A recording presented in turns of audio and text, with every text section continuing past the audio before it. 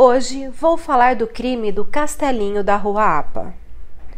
Situado no coração do centro da cidade de São Paulo, na esquina da Rua Apa com a Avenida São João, número 236, bem ao lado do elevado Presidente João Goulart, popularmente conhecido como Minhocão, encontra-se um castelinho de arquitetura medieval francesa, tendo o início de sua construção em 1912, terminando em 1917.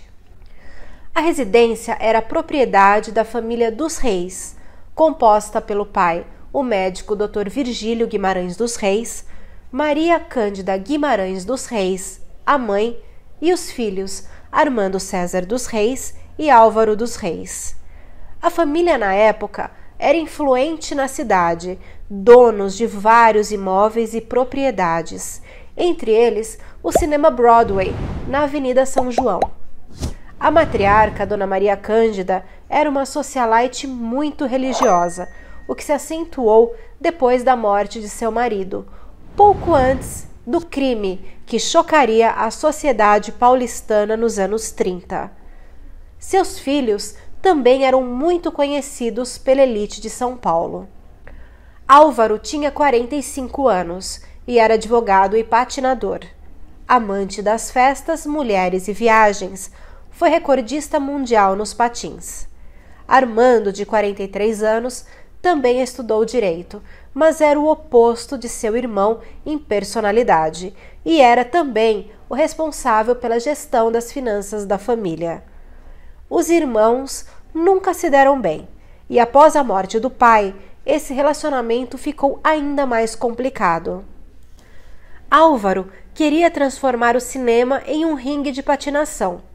Armando negava tal proposta, pois não via como um ringue de patinação poderia trazer tanto lucro quanto o cinema naquela época.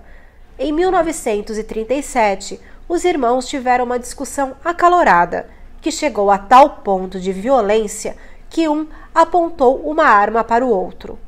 A mãe, desesperada, tentou apartar a situação, e foi aí que a coisa se tornou trágica na noite de 12 de maio. De acordo com a investigação da época, Álvaro baleou fatalmente Armando e a mãe, e quando caiu em si do que havia feito, deu 2 tiros em seu peito, morrendo também junto a seus familiares.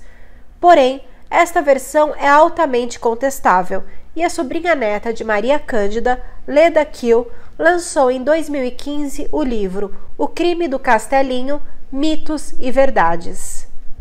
Leda escreveu este livro porque até o laudo do IML contesta a versão oficial dada pela polícia. A polícia encontrou a pistola de Álvaro na cena do crime. Porém, um suicídio com 2 tiros no peito é altamente improvável, e Álvaro era canhoto e sua arma estava ao lado de sua mão direita, e nas mãos de Armando, o mais novo, foram encontrados vestígios de pólvora, e para os legistas, o autor dos crimes seria ele, e não Álvaro.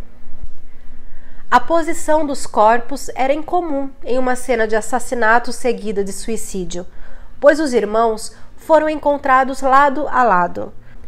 Também, segundo os médicos, a mãe havia sido assassinada com 4 tiros e não 3, como constava no relatório da polícia.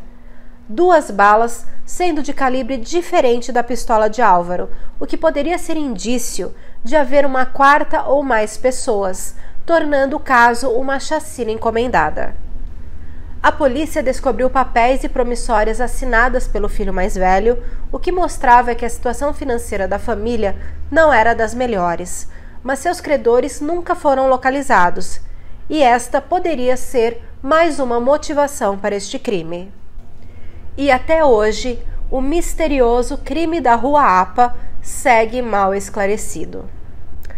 Depois do crime, o imóvel ficou sob a responsabilidade do CONRESP, o Conselho Municipal de Preservação do Patrimônio Histórico, Cultural e Ambiental de São Paulo. O castelinho entrou em deterioração física devido a um processo complicado judicial e, neste meio tempo, foi abrigo de moradores em situação de rua e usuários de drogas. Foi também cenário de um filme do lendário Zé do Caixão, e a gravação desse longa ocasionou um acidente ao imóvel, um incêndio na sala de jantar, onde os bombeiros tiveram até que retirar o teto do local.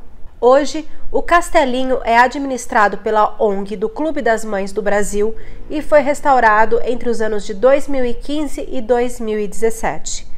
Conhecido como um dos lugares assombrados da cidade de São Paulo, muitos dizem ouvir choros, passos e lamentações em seu interior.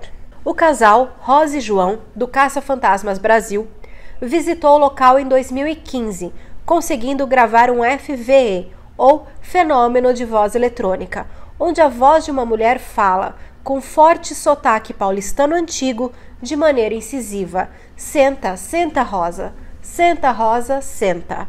E, em 2009, o Ghost Hunters também teve autorização de visitação, gravando um FVE onde uma voz falava algo que soava como "Vá embora" ou "Eduardo."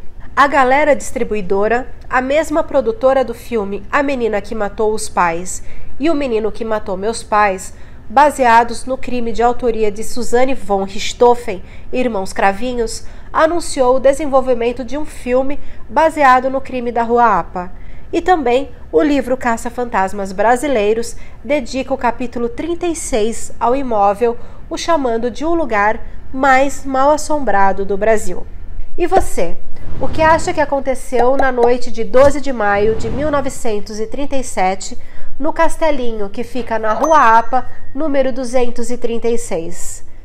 Um crime motivado por herança ou uma chacina encomendada? Deixe aqui no seu comentário. Obrigada!